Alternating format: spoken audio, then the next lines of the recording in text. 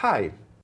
If we observe the graph of an increasing or a decreasing function, we can imagine the profile of a mountain that rises or falls. Occasionally, there may be a vertical wall to climb or a ravine, which represents a jump or a discontinuity in the function. Since a function cannot assign more than one value at each point, at the point of jump, we will observe a hole in the set of values taken by the function. That is, the set of values taken by the function is not one single interval, but rather is the union of several intervals.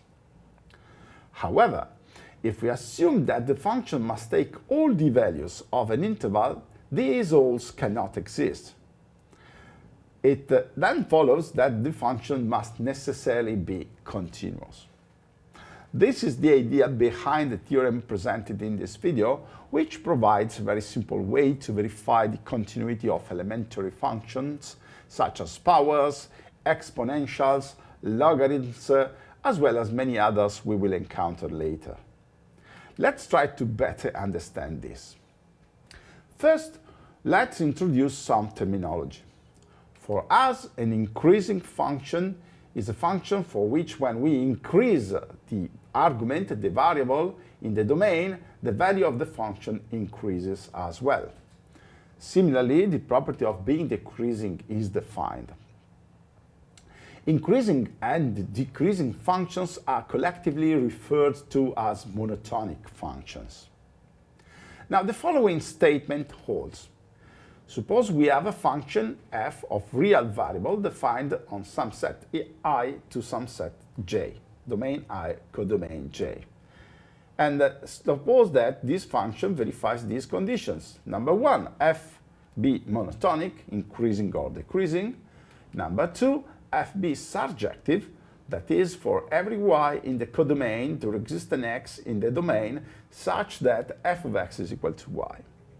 And third, the domain and the codomain are both intervals. Then, from these assumptions, it follows that the function is necessarily continuous. The idea behind this result is simple. Let's take a point x star and suppose that the function is not continuous at that point. According to the definition of continuous function, this means that the limit for x going to x star of the function is different of the value of the function at point x star. Now, to fix ideas, let's assume that f is increasing.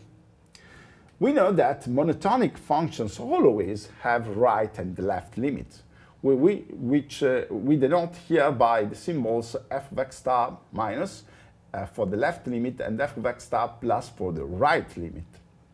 Moreover, since the function is increasing, as you can see, the left limit is smaller than the right limit, and the value of the function is between these two. So in general, this f of x star minus is smaller or equal than f of x star, which is smaller or equal than f of x star plus. Now, if the function is discontinuous at point x star, the left and the right limit must necessarily be different. Otherwise, if they are the same value, they would coincide also with the value of the function at point x star, and therefore we would have that the full limit would exist and would be equal to the value of f at point x star. That is, f would be continuous at point x star. So we have this situation. If we consider the interval of values between the left limit and the right limit, this interval is contained into the codomain j, which is, by assumption, the function is surjective, image of the domain. Therefore, each number between these two should be f of something. But between these two values, there is at most one number which is f of something, and that's the number f of x star.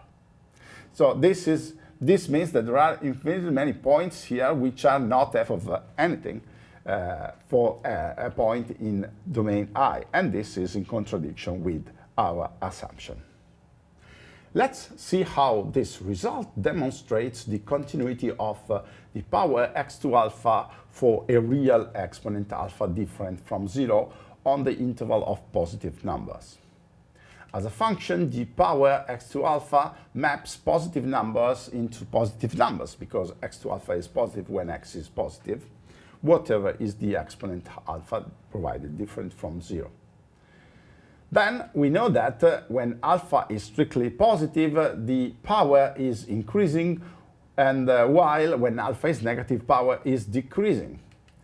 The power is surjective with this domain and codomain because when you take a positive number, you know that this is x to alpha with some positive x. Just take x equal the power y to exponent 1 over alpha, which is well defined because alpha is different from 0. And finally, of course, domain and codomain are both intervals. Therefore, we conclude that the function is continuous. A similar application is to prove the continuity of the exponential a to x on the real line minus infinity to plus infinity for every a positive. Now, for a equal 1, the proof is trivial because 1 to x is constant equal to 1, so it's a constant function. There is no problem. For a positive and different from 1, we consider the exponential as a mapping between minus infinity plus infinity to 0 plus infinity.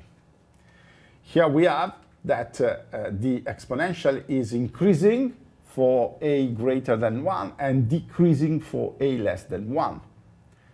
It is surjective because when you take a positive number here, there exists a real number here such that a to x is equal y. That number is just the logarithm base a of y. And finally, I and j are both intervals. So we apply the theorem and we deduce that the exponential is a continuous function. This theorem can be applied in many situations, and one particularly important is the theorem on continuity of the inverse function that will be covered in a future video. That's all for now. What can you do next?